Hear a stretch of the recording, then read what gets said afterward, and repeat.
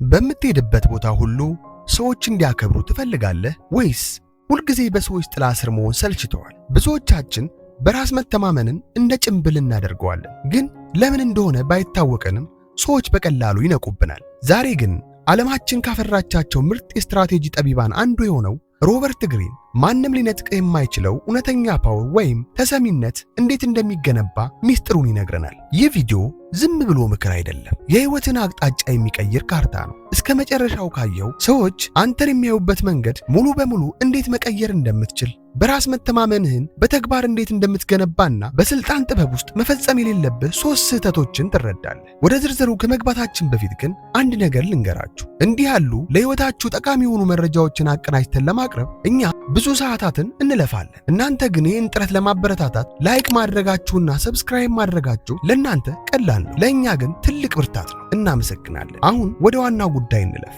ሮበርት ግሪን አንድ አስደንጋጭ እውነት ይነግረናል። ፌክ ኮንፊደንስ ወይም ለማስመሰል የሚደረግ ሙከራ እንደ ሽቶ ነው። መጀመሪያ ላይ ደስ ቢልም ቆይቶ ግን ይተናል። አልፎ ተርፎም አስቀያሚ ሽታ ሊያመጣ ይችላል። በተለይ በማህበራዊ ግንኙነት ጥበብ ያላቸው ሰዎችና ሴቶች ይህንን ማስመሰል በቀላሉ ያውቁታል። እውነተኛ በራስ መተማመን የሚመጣው ከንግግር ሳይሆን ከድርጊት ነው። ገና 20ዎቹ ዕድሜ ውስጥ ያለ ወጣት ከሆንክ ለምንድን ነው በራስ መተማመን ስሜት የማይሰማኝ ብለህ ትጨነቅ ይሆናል። መልሱ ግን ቀላል ነው። እስካሁን ያከናወንከው ትልቅ ነገር ስለሌለ ነው። ሮበርት እንደሚለው በራስ መተማመን አክሽን ይፈልጋል። ትልቅ ውጤት ላይ እስክትደርስ አትጠብቅ። ለምሳሌ ቢዝነስ ጀምራለሁ ብለህ ካሰብክ ወይም ገና ዛሬ ስለ ጉዳዩ ማሰብ ስትጀምር በራስ ላይ ትንሽ ጭማሪ ታያለህ። ምክንያቱም አሁን በህልም ዓለም ውስጥ አይደለህም፣ በተግባር ላይ ነህ። እውነተኛ ኃይል የሚመጣው ከውስጥ ካለው ጥንካሬና ከምትሰራው ስራ እንጂ ከምትለብሰው ልብስ አይደለም። ሮበርት ግሪን በስልጣን ጥበብ ውስጥ ብዙዎች የሚወድቁባቸውን 3 ገዳይ ስህተቶች ይጠቁመናል። የመጀመሪያው መቸኮል ነው። ብዙዎቻችን በአንድ ጀንበር ዝነኛ፣ ባለሀብት ወይም ተከባሪ መሆን እንፈልጋለን። ነገር ግን ሮበርት እንደሚለው ስልጣን ለመያዝ መቸኮል ለትልቅ ስህተት ይዳርጋል። ለምን መሰላችሁ? ስትቸኩሉ ሰዎችን ለማስደሰት ትሞክራላችሁ፣ በየዋህነት ትሸነፋላችሁ፣ ወይም ደግሞ ያላችሁን አቅም ባልሆነ ቦታ ታባክናላችሁ። እውነተኛ ተሰሚነት የሚገነባው ጡብ በጡብ ነው። በትዕግስት የገነባው ችሎታና ስም ማንም ሊያፈርሰው የማይችል አለት ይሆናል። ስለዚህ አትቸኩል፣ ሂደቱን አክብረው።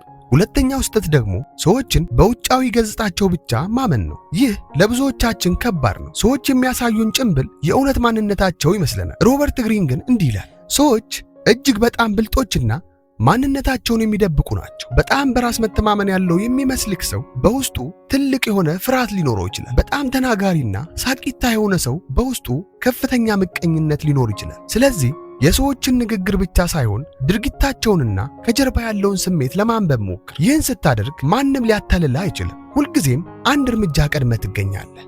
ሶስተኛውና ትልቁ ስህተት ሌሎችን ለመምሰል መሞከር ነው። በማህበራዊ ሚዲያ የምናያቸውን ሰዎች፣ ታዋቂ ሰዎችን ወይም ጓደኞቻችንን ለመምሰል ስንታገል የራሳችንን ፓወር እናጣለን። ሮበርት ግሪን አንድ ትልቅ ሚስጥር ይነግረናል። በዓለም ላይ ከአንተ ውጪ አንተን የሚሆን ሰው የለም። ሌላውን የምትመስል ከሆነ በቀላሉ ሪፕሌሰብል ትሆናለህ፣ ማለትም በማንም ልትተካ ትችላለህ። ነገር ግን የራስን ልዩ ባህሪ ካጎለበትከው ያኔ ሰዎች ጭምት ነው ወይም ቆፍጣና ነው የሚሉን ያንተን የተፈጥሮ ስታይል ካጎለበትከው ማንም ሊተካ የማይችል ኦሪጂናል ትሆናለህ። ተሰሚነት የሚመጣው ከልዩነት እንጂ ከመመሳሰል አይደለም። ብዙ ሰዎች በሕይወታቸው ለምን ወደፊት አይሄዱ? ምክንያቱም ደፋር ስለሆኑ ሳይሆን ፈሪ ስለሆኑ ነው። ሮበርት ግሪን ድፍረትን እንደ ትልቅ መሳሪያ ያየዋል። አብዛኛውን ሰው ስህተትን ይፈራል፣ ትችትን ይፈራል፣ መሳቂያ መሆንንም ይፈራል። በዚህም ምክንያት ምንም አዲስ ነገር ሳይሞክሩ እድሜያቸውን ይጨርሳሉ።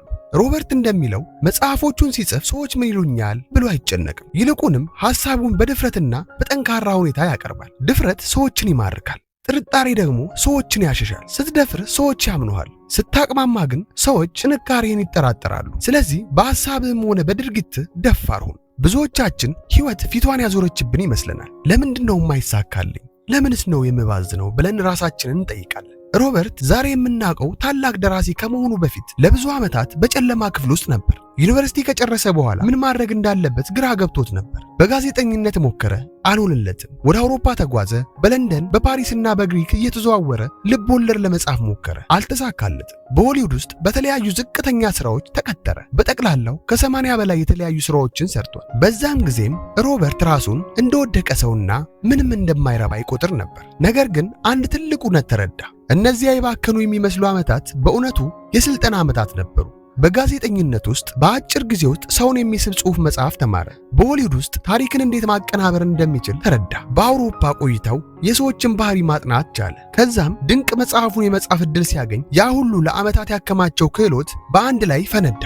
ሮበርት እንዲህ ይላል፣ ዕውቀትና ክህሎት እንደ ወርቅ ናቸው። ማንም ሊሰርቃቸው የማይችሉ ምንዛሬዎች ናቸው። ዛሬ የምታደርገው ጥረት፣ ዛሬ የምትማረው ትንሽ ነገር ነገ ተደማምሮ ለማንም የማትንበረከክ ታላቅ ሰው ያደርጋል። እንግዲህ የዛሬው ትምህርታችን ይህን ይመስላል። እውነተኛ በራስ መተማመን ለማግኘት ተነሳና ስራ ጀምር። በስልጣን ጉዞ አትቸኩል። ሰዎችን በጥንቃቄ ተመልከት። እናም የራስን ማንነት አትጣ። ከሁሉም በላይ ደግሞ በድርጊቶችህ ደፋር ሁን። ያስታውሱ፣ ሮበርት ግሪን እንዳለው እንደ ንጉሥ ከታየ ሰዎች እንደ ንጉሥ ያስተናግዱሃል። እንደ ንጉሥ ተመላለስ።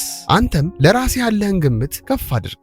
ዓለምም ያንን ተከትላ ግምቷን ከፍ ታደርጋለች። ይህ ቪዲዮ ለሕይወታችሁ ጠቃሚ እንደነበር ተስፋ አደርጋለሁ። እስከ መጨረሻው አብራችሁኝ ስለነበራችሁ ከልብ አመሰግናለሁ። እንዲህ ያሉ ጥልቅ ሐሳቦችን ወደ እናንተ ለማድረግ የምናደርገውን ጥረት ለመደገፍ ላይክ ማድረጋችሁን እንዳትረሱ። ለእናንተ 2 ሰከንድ ነው፣ ለእኛ ግን የሳምንታት ስራችን ውጤት ነው። በሚቀጥለው ቪዲዮ እስከምንገናኝ በድፍረትና በጠንካራ ማንነት ቆዩ።